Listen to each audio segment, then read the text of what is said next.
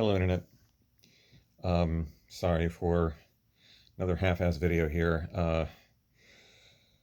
I had intended on making a proper video with editing and everything, but I got caught up with stuff, and then it just kind of got to be too late, and so I just figured, like, if I'm going to put up a video, this is going to have to be how I do it.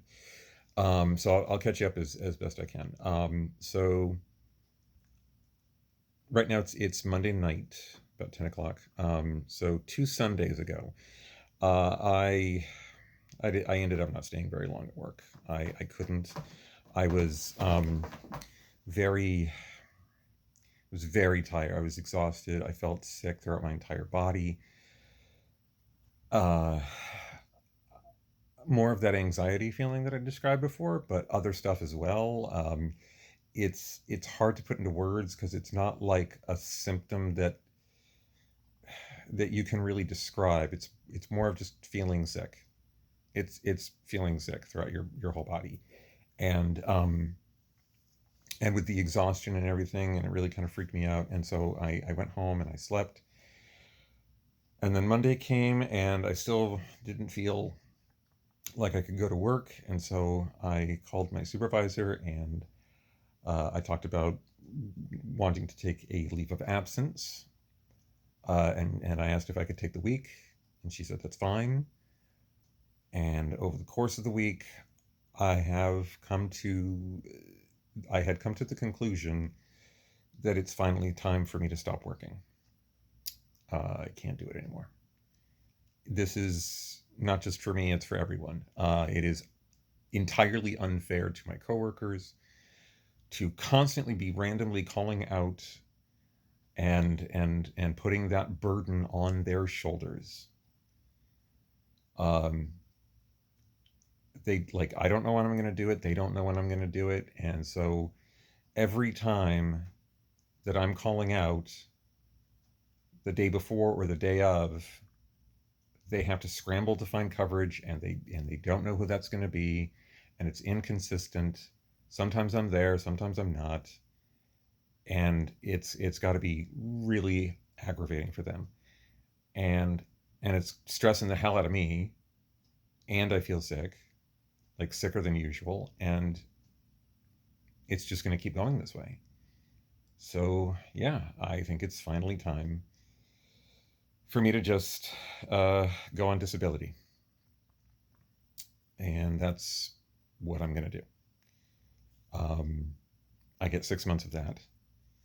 It doesn't pay very much, but I know that I can get assistance from family if necessary, and certainly the amount that I was granted through the recent GoFundMe from you, the viewers, helped me immeasurably. Um, so I'm not too concerned about that. But yeah, I am, as of this moment, I'm not working anymore. Um, I think it's finally time for me to take a step away from that and focus on me, on my health, and the time that I've got left. So that's what I'm going to do. Um, to that end, I'm making plans. My father is actually coming to visit tomorrow, and he's going to stay for a week. So next video, maybe he'll be in it, if he's okay with that. Um, and in September, these are tentative plans, but in September, I am going to go visit with a friend of mine. We are going to rent a we're going to rent a yurt and do some glamping, which, by the way, is a new term for me. I did not know the term glamping until she told it to me, um, which I guess is short for uh, glamour camping, I think. Don't quote me on that. I don't know. But basically, it's more comfortable than actual, like, just regular tent camping. The yurt that we have in mind, that I looked at today, that we both looked at it, looks really nice. It's got a bed down, floor level, and then there's a loft with another bed. There's a separate bathroom. There's a little kitchenette, and it's nestled in a lovely forest, and it's perfect. And to just go get away from it all for a few days in September, and just relax and to hang out with each other. And this is a high school friend. This is somebody that I haven't seen in over 20 years. Last time I saw her, I think, was late 90s. We've kept in contact online, of course, but we haven't shared space in 2 decades. So it'll be really nice to be able to hang out with her again. Um, and and yeah, things like that. That's kind of what I'm aiming for right now, is to just sort of you know uh, live that life stuff that seems to be lacking in my life right now. Actually living, actually doing stuff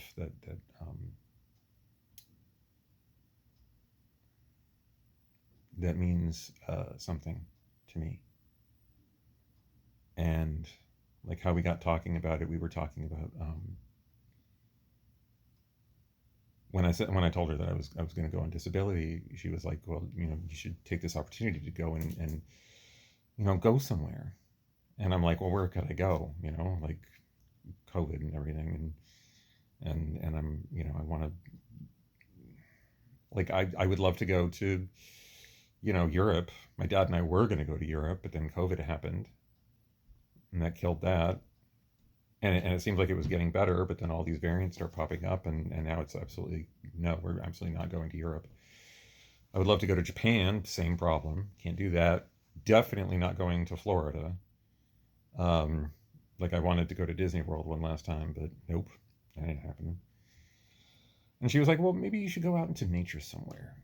Like get out somewhere beautiful, like the Arizona desert, or into a forest somewhere." And I didn't want to. And this kind of goes back to the depression that I've been feeling. And it just feels like all of that would be just so empty. Like I didn't want to do any of it because it felt like it felt pointless. And and then we got on the topic of how would I even get there? Because I'm not taking a plane. Getting crammed into a metal box with a bunch of people who may or may not be wearing a mask. I don't even want to deal with that. I do not even want to deal with that. And I'm not going to drive because of how exhausted I am. And then I got on the topic of, like, I really like trains. Trains are comfortable. I have been on a train a couple of times, not long distance, but I have, taken a train from here to New York City and back. And I took a train ride uh, elsewhere when I was much younger. I can't remember where, but I enjoyed it. Trains are very relaxing, and what I like about them is their space. Not a lot of people take trains, so you don't find the same kind of crowding you do on airplanes. And during the ride, you can get up and walk around whenever you want. It doesn't feel as cramped, it doesn't feel as confined, and it doesn't feel as dangerous. And she's like, "Well, if you do take a train and you head down my way, maybe we could find a place to camp, and we could hang out." And I said, "Would that be okay if I came out to see you?" And she said, "Sure." And I felt this something open up inside of me, and I cried a little. And I realized the reason all of her suggestions felt empty is because if I did them, I would be doing them alone. And that's not what I want. It would feel empty because I wouldn't be sharing it with anyone. And so, like just that realization that it's not what I do, it's who I do it with that matters to me. And spending time with my father this week, and going to see my old friend in September, and hopefully Thanksgiving with family and Christmas, and who knows what else. And that would be great. That would be so. That's what I want. Not just an experience, but an experience with other people, with people who matter to me and to whom I matter. That's what I want. Those are the experiences that I want to carry with me to the end. So that is what I'm going to do.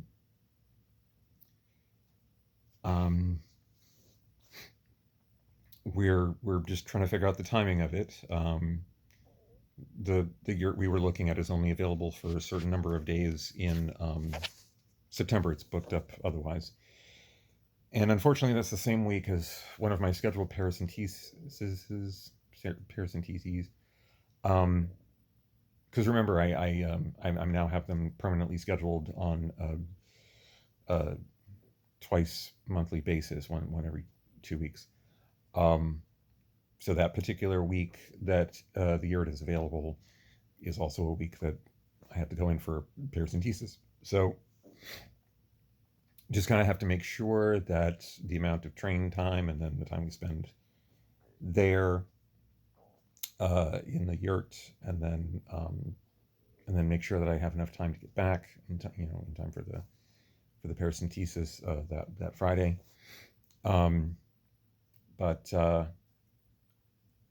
But it feels doable. It feels absolutely possible. So yeah, it's gonna be a little expensive, but I can make it happen. Thanks to you guys. Thank you very much for that. And by then, disability should be kicking in, and I'll be getting regular payments from that, and that's it.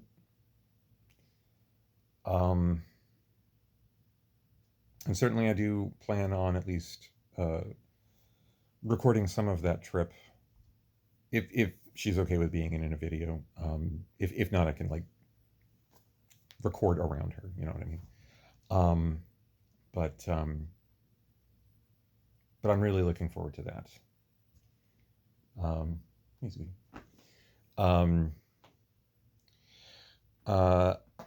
I look forward to being on a train. It's gonna be quite a ride. It'll take the majority of a day, one way, and but I'll have time to do some of that writing that I want to do. I'll bring a simple laptop with me and work on my writing on the train. I'll have plenty of time to do that, and